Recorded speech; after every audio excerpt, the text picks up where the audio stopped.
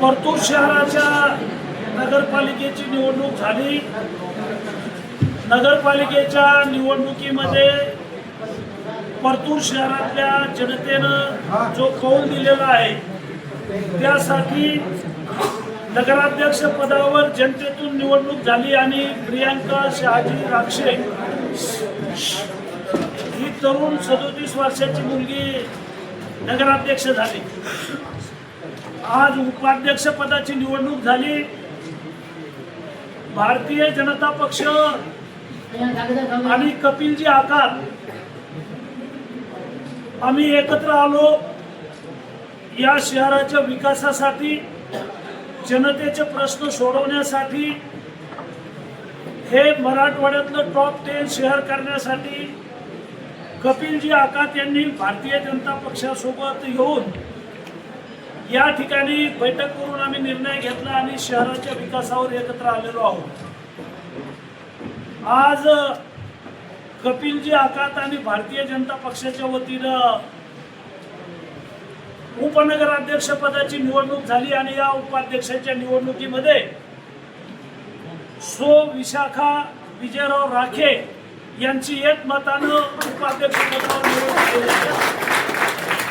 राहुल भैया आणि कपिल आकात दोस्त मित्र आहेत, दोघांनी सगळं ठरवलेलं आहे, आम्ही त्याला पाठिंबा दिलेला आहे आणि शहरात एक नवीन पर्व सुरू झालेलं आहे। नगरसेवक पदावर माझे सहकारी मित्र विनायकराव काळे हे शुक्र सभासद म्हणून निवडून आलेले आहेत।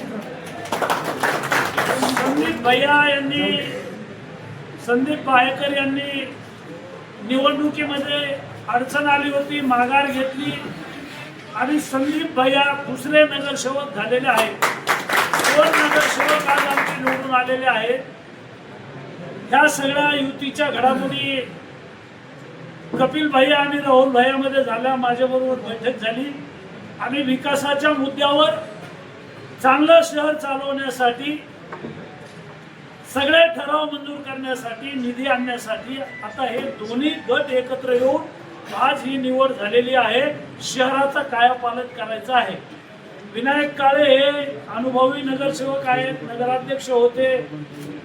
संदीप बाहेकर यापूर्वी 4 वेळा निवडून आले होते, उपाध्यक्ष म्हणून त्यांनी काम केलं होतं आणि राहुल भैया आणि कपिल या दोघांची जबाबदारी आता ही नगरपालिका चांगली चालवायची, प्लॅन आराखडा करायचा, निधी मागण्यासाठी प्रस्ताव माझ्याकडे द्यायचा, शहराच्या विकासाला निधी कमी पडणार नाही। आज तहसीलच्या या इमारतीमध्ये आपण कार्यालय आणलेलं आहे, इथं नगरपालिका चालू केलेली आहे आणि 6 कोटी रुपयाच्या बिल्डिंगचं काम चालू आहे। शहरातली स्वच्छता आहे, शहरातला पाणी पुरवठा विभाग आहे, 100 कर्मचारी आहेत, त्यांनी सेवा पंधरवाडा करायचा आहे आणि या सर्व या कर्मचाऱ्यांचे पगार वेळेवर दिले जातील, त्यांचे पगार करू आणि शहरामध्ये साफसफाई, स्वच्छता, नाल्या, लाईट सगळ्या जनतेला सुविधा द्यायच्या आहेत। परतूर शहरातल्या जनतेनं जो आमच्यावर विश्वास टाकला आणि ही जबाबदारी आमच्या 2 पक्षाला दिलेली आहे, समर्थपणे ही जबाबदारी पार पाडू आणि शहराचा विकास करूया।